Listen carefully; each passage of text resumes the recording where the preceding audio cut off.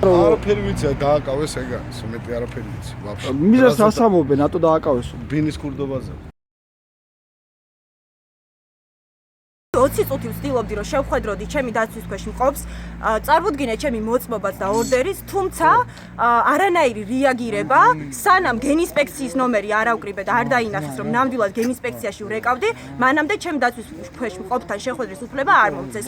აი ეს განყოფილება და კიდე არა მხოლოდ ეს, არღვევს კანონს ყოველდღიურად და ძალიან გთხოვთ რომ ამაზე რეაგირება მოახდინოს. ბრალი წარდგენილი არ აქვს ამ ეტაპზე და დაველოდებით მოვლენთა განვითარებას. წარუდგენენ ბრალს შეწყდება სიცხლის სამართლის საქმე ამ ეტაპზე. გამოვედი სახლიდან, იო. გაჩერდა მანქანა, 1 წუთით წამობრძანდით. სასაფლაოებთან ახლოს ხიდთან, კუზიან ხიდთან არანაირი ვიდეო კამერა, არაფერი, მაგი გამიჩერეს, მანდ მანქანა და ჩემ ჯიბეში კურტკა ძალით გამხადეს, გაიხადე აზრი არა აქვს. გვარი და სახელი შემახსენეთ ბიჭო, აღარ ვიცი თო. კი, არ აქვს. მაგი და ჩამიყარეს ვერცხლი ჯიბეში. რამდენი არ ვიცი. მე ანაბეჭდი არ ამიღი არაფერზე. შენ უნდა გაგიშვას როგზეო. აი ესე მითხრეს. იმიტომ რომ შენ ვიცით რომ შენ გააფუჭე ეგ სახლი შენ გატეხეო. აი ესე მითხრეს.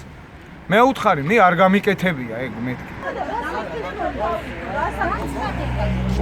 ანა მოვისწრე გაცხადებას დაუთე ამა და ამ საქმესთან დაკავშირებით. მე არაფერს არ ვთქვა.